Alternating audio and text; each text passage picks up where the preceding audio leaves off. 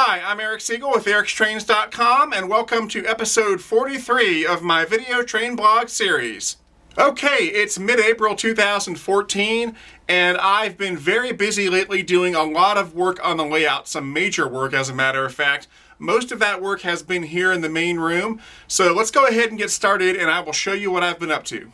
Okay, let's get things started on the north end of the main room. I've done a lot of work over the last few weeks in this corner. Most of that work has been road work, and when I say road work, I mean roads for automobiles, not trains. So all of that black asphalt is brand new. It's not finished, but it's pretty close. It's looking pretty good. I've got two grade crossings, one there and one way in the back. They're not done yet, but once they're complete, I will install a set of crossing gates on this crossing here, and then I'll install some flashers down there, but no crossing gates. The crossing gates and flashers, I'm going to get those from Z Stuff, just in case you were wondering. Way down there in the corner, I'm going to put a tunnel portal at the end of that road, and then I'll put a mirror in the tunnel portal so that it looks like the road just keeps on going. And on this road here, I actually had to tear out part of that hillside to make way for the road, so I think it ended up looking pretty good. Now, if you're interested in how I make these roads, I went over that in episode 40 of my video train blog series, so check that out if you're wondering how I make this asphalt. And I've also done a lot of ground cover work because prior to the roads being there was a lot of plywood still visible, and all of that plywood is now gone and covered with grass and shrubs and so forth. And then of course, as soon as I finish the roads and get them complete, I will enhance the scenery around them. I'll add trees and bushes and garbage and buildings and so forth, so that in the end it should look pretty good. Also, as soon as I finish the road work, I'll start working on this area around the water tower.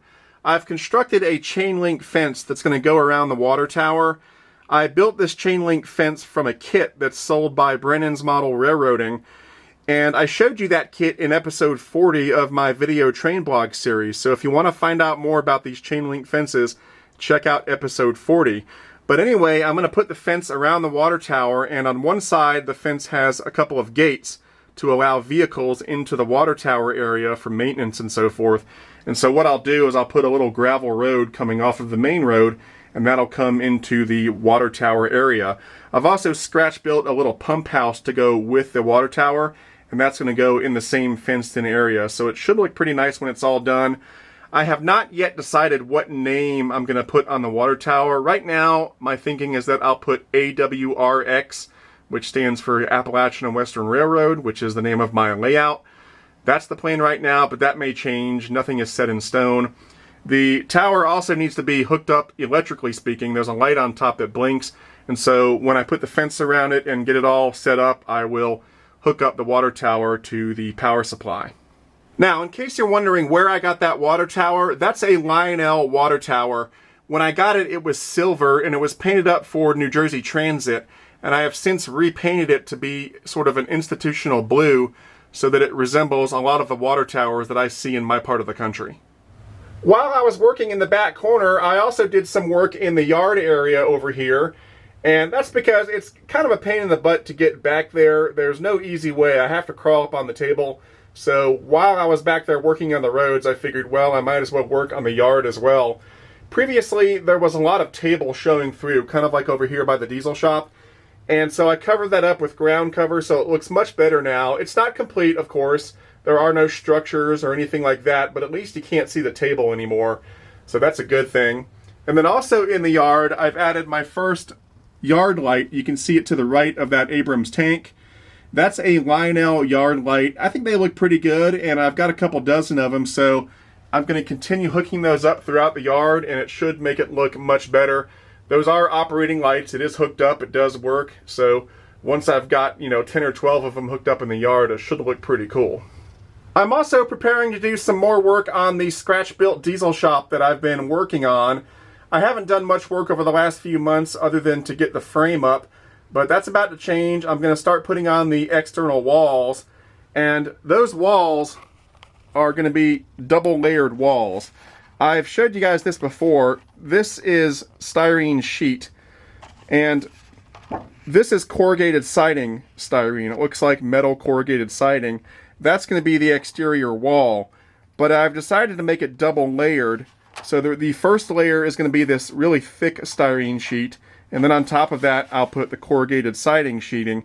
And the reason I'm doing that is because this corrugated siding sheeting is pretty thin. And when I have lights on the inside of the shop, those lights will shine through this thin plastic unless there's something else blocking the light, and so that's why I'm going to make it a double layered wall.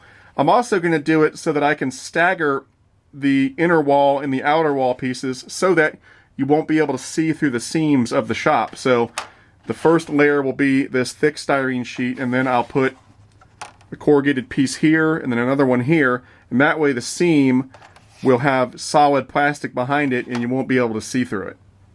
Okay, now we come to the main event of this episode. This area of the main table, the turntable and the trestle above it, is about to undergo a major renovation. So let's start off by talking about the trestle. This is the third and final section of the big stainless steel trestle that comes across the main room. It's that final section that a lot of you guys have been asking about. This is a custom-built steel trestle that's made by Stainless Unlimited, and the final section came in a couple weeks ago.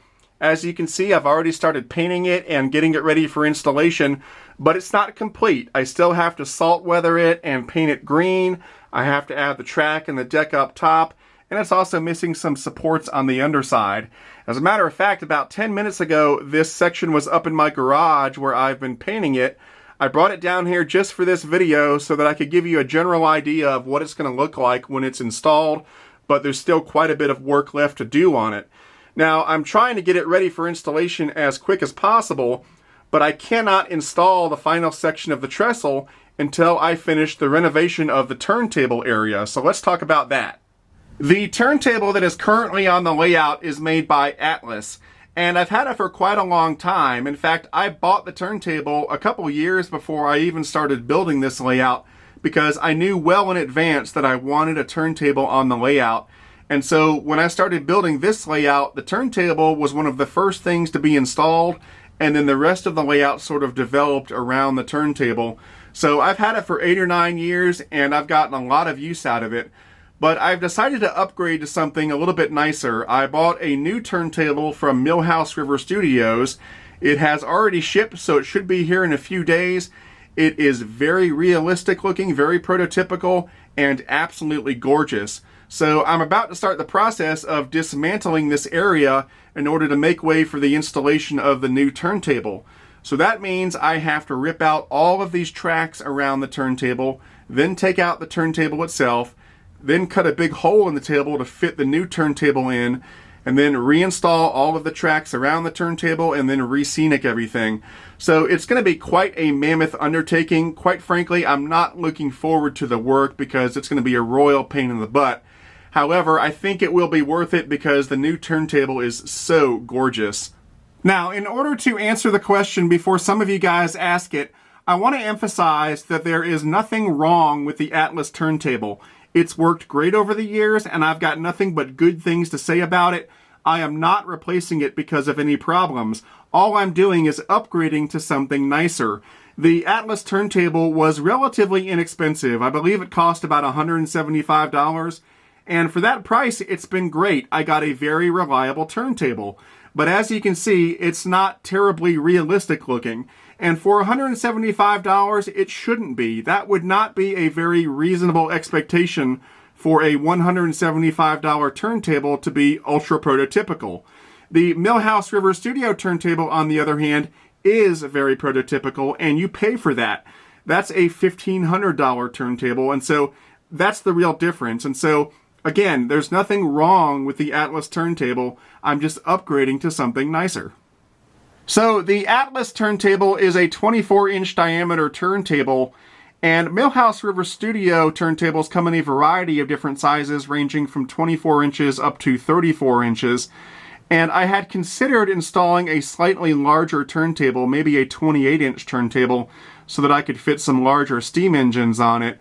But ultimately, I decided to stay with a 24-inch turntable so that it would have approximately the same footprint as the current Atlas turntable. And I did that because the layout is already built up around the turntable, and so to install something larger would mean making major changes to the track around the turntable, and it also might complicate the support towers needed for this third trestle section.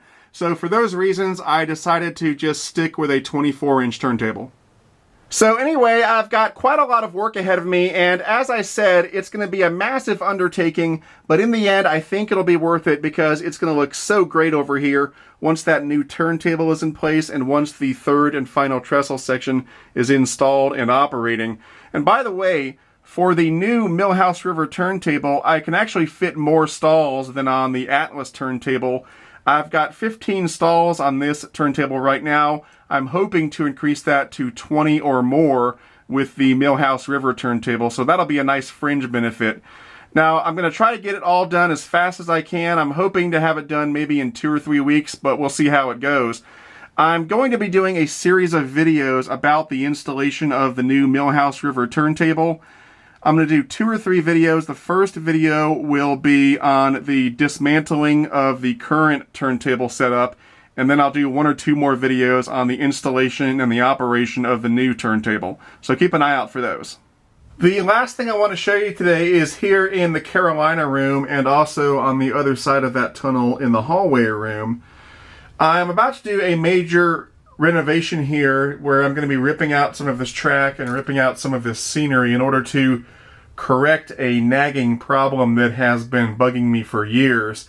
When I first built this curve, it's an 072 curve, but I didn't have quite enough room for a full 072 curve, or so I thought, and so I snuck a piece of 054 into an otherwise 072 curve.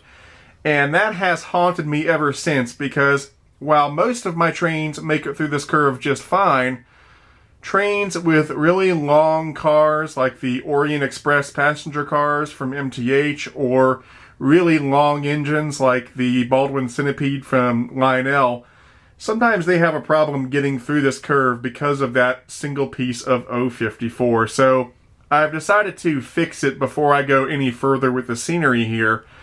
So that means I'm going to have to rip up about half this curve going all the way through the tunnel into the hallway room.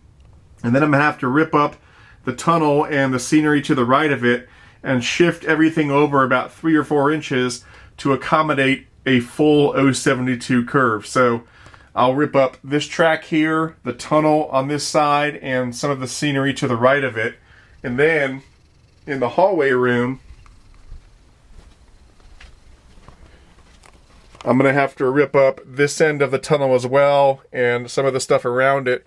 And then I'm going to shift this over to the left 3 or 4 inches. Now, when I first built this curve, I didn't think I had the room, but I've done some more measurements and I think I've just got enough room over here where I can sneak in a full 072 curve and thereby eliminate that problem that the piece of 054 curve has been causing.